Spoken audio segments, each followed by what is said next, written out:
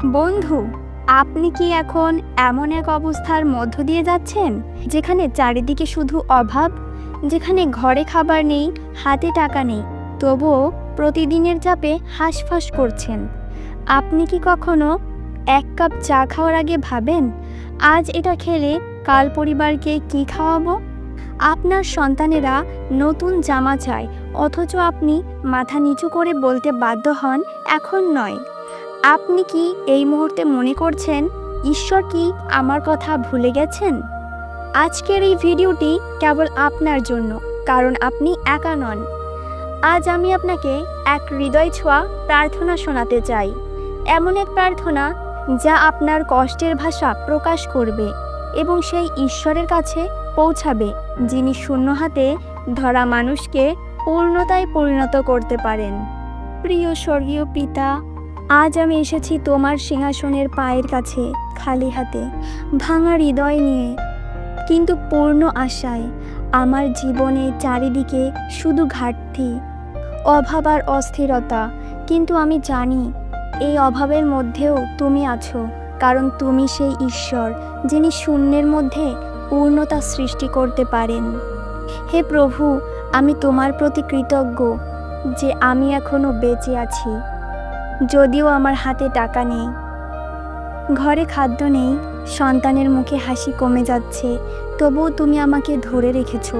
প্রতিটি নিঃশ্বাসে তোমার করুণা অনুভব করি। তুমি আমাকে আজও জীবিত রেখেছো, এই বড় আশীর্বাদ। হে প্রভু, আমার ঘরে খাদ্যের অভাব, আমার হৃদয়ে শান্তির অভাব, আমার পরিবারে একতার অভাব, আমার জীবনে অর্থ, সুযোগ ও সম্মানের অভাব। আমি যখন সন্তানদের দিকে তাকাই তখন চোখে আসে জল, কারণ আমি তাদের মুখে যথেষ্ট খাবার দিতে পারি না। আমি যখন প্রতিবেশীর উন্নতি দেখি তখন আমার ভেতরে এক হাহাকার ওঠে। হে প্রভু, আমি কেন এত পিছিয়ে? হে প্রভু, তুমি কি ভুলে গেছো সেই বিধবা নারীর কথা, যার এক মুঠো আটা আর এক ফোঁটা তেল ছিল, কিন্তু তুমি তার ঘর শূন্য হতে দাওনি? তুমি কি ভুলে গেছো সেই 5টি রুটি ও 2টি মাছের গল্প? তুমি কিভাবে হাজার হাজার লোককে তৃপ্ত করেছিলে? তুমি সেই ঈশ্বর যিনি বলেন ফিলিপিও 4:19 পদে, তোমার প্রয়োজনীয় সব কিছু আমি দেব আমার গৌরব অনুযায়ী। তাহলে হে প্রভু, আমার এই ঘাটতির দিনগুলোতেও কি তুমি আমাকে ভুলে যাবে? হে সদাপ্রভু, আমি আর পারছি না। প্রতিদিন নতুন চিন্তা, নতুন অভাব, নতুন চাপ। আমি ঘুমাতে পারি না চিন্তায়, আমি হাসতে পারি না বোঝার ভারে। আমার ঘর আজ বোবা কান্নায় ভরে আছে। আমার সন্তানেরা আজ নিরুত্তর। কেন তাদের নতুন জামা নেই? কেন তাদের স্কুলের বেতন দিতে পারিনি? এই প্রশ্নগুলোর উত্তর আমার নেই। প্রভু, আমি কি তোমার সন্তান নই? তুমি যদি মাঠের ফুলদের এমন সুন্দর করে সাজাও, যদি পাখিদের খেতে দাও, তবে আমি কেন এমন অভাবে আছি? হে প্রভু, আমি জানি তুমি এখনও আমার সাথে আছো।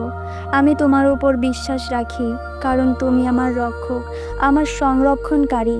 তুমি আমার ভাঙা ঘরে নতুন আশীর্বাদ আনতে পারো। তুমি আমার অভাবকে প্রাচুর্যে রূপ দিতে পারো। যিশায়া 43:19 পদ, তুমি মরুভূমিতেও নদী বয়ে দিতে পারো। হে প্রভু, আমি বিশ্বাস করি তুমি দরজা খুলে দেবে। আমি বিশ্বাস করি একদিন আমার সন্তানেরা হাসবে, তারা বলবে আমার ঈশ্বর সত্যিই জীবন্ত। একদিন আমার প্রতিবেশীরা বলবে এই ঘর একসময় অন্ধকারে ছিল, এখন আলোয় পূর্ণ। একদিন আমার হাতের কাজ তোমার নামে সফল হবে। হে প্রভু, তুমি আমার হৃদয়ের কান্না শোনো। আমি জানি তুমি নীরব থেকেও কাজ করো। তুমি আমার প্রতিটি নিঃশ্বাস জানো। তুমি আমার জন্য যে পরিকল্পনা রেখেছো তা কল্যাণকর।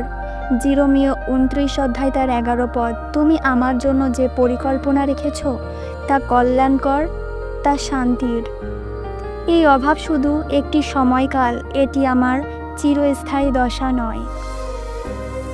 আমার মতো যারা অভাবে আছে তাদেরকেও মনে রাখো, যারা আজ না খেয়ে ঘুমিয়েছে তাদের মুখে খাদ্য তুলে দাও। যাদের হাতে কাজ নেই তাদের জন্য উপার্জনের পথ খুলে দাও। যারা ঋণের বোঝায় ভেঙে পড়েছে তাদের মুক্ত করো। যারা বিশ্বাস হারিয়ে ফেলেছে তাদের আবার তোমার প্রেমে ফিরিয়ে আনো। হে স্বর্গীয় পিতা, আমি জানি তুমি আমার অভাবকে উপলক্ষ করে আমাকে শেখাচ্ছ আমি যেন কেবল তোমার উপর নির্ভর করি। আমি জানি তুমি আমাকে গভীরভাবে গঠন করছো। তুমি আমার হৃদয় পরীক্ষা করছো আমি তোমাকে ভালোবাসি কিনা, শুধু আশীর্বাদ পেতে না তোমার জন্যই। আজ আমি কেবল তোমাকে চাই, তোমার উপস্থিতি চাই, কারণ যেখানে তুমি আছো সেইখানে আছে প্রাচুর্য, শান্তি এবং পূর্ণতা।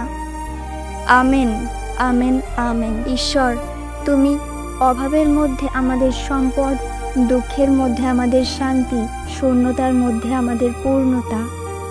হে প্রেমময় প্রভু যিশু, আমি আজ তোমার পায়ে নতজানু হয়ে এসেছি, হৃদয়ের সমস্ত বোঝা নিয়ে, অভাবে ডুবে থাকা এই জীবন নিয়ে। আমার ঘরে হয়তো আজ রুটি নেই, মাঠে ফসল নেই, হাত ফাঁকা, তবুও তোমার প্রতি আমার বিশ্বাস যেন কখনো ফাঁকা না হয়। হে প্রভু, তুমি জানো আমি চেষ্টা করেছি, পরিশ্রম করেছি, তবু যেন অভাব আমার ছায়ার মতো পিছু ছাড়ে না। আজ আমি আর চাই না কেবল বস্তু, আমি চাই তোমার উপস্থিতি, কারণ আমি জানি তুমি যেখানে সেখানে অভাব থাকতে পারে না। তুমি বলেছিলে মথি 6 অধ্যায় তার 33 পদ, তোমরা প্রথমে তাহার রাজ্য এবং তার ধার্মিকতার অনুসন্ধান করো, তাহলেই এই সব কিছু তোমাদের দেয়া হবে। আজ আমি সেই রাজ্য চাই, সেই ধার্মিকতা চাই, যাতে আমার অন্তরে তোমার শান্তি থাকে আর আমার জীবনে তোমার আশীর্বাদের ধারায় সব অভাব ভরে উঠে প্রাচুর্যে। হে যিশু, আমার জন্য দরজা খুলে দাও, সেই দরজা যা কেউ বন্ধ করতে পারবে না। তুমি যদি আমাকে ধরো তবে কে আমাকে ফেলতে পারবে? তুমি যদি আমার দরিদ্র ঘরে এসে থাকো তবে সেটাই হবে স্বর্গ। আমার কান্না, আমার চুপচাপ বোঝা সব কিছু তুমি জানো প্রভু। আজ আমি কেবল বলছি, তুমি করো যেমনটি তোমার ইচ্ছা। তোমার আশীর্বাদেই আমার ভবিষ্যৎ, তোমার প্রেমেই আমার পরিপূর্ণতা। আমেন। বন্ধুরা, ভিডিওটি ভালো লাগলে অবশ্যই সাবস্ক্রাইব করুন এবং নতুন নতুন ভিডিও পেতে বেল বাটনটি অল প্রেস করুন। সব সময় সুস্থ থাকুন, ভালো থাকুন। ঈশ্বর আপনাকে আশীর্বাদ করুন। জয় যিশু।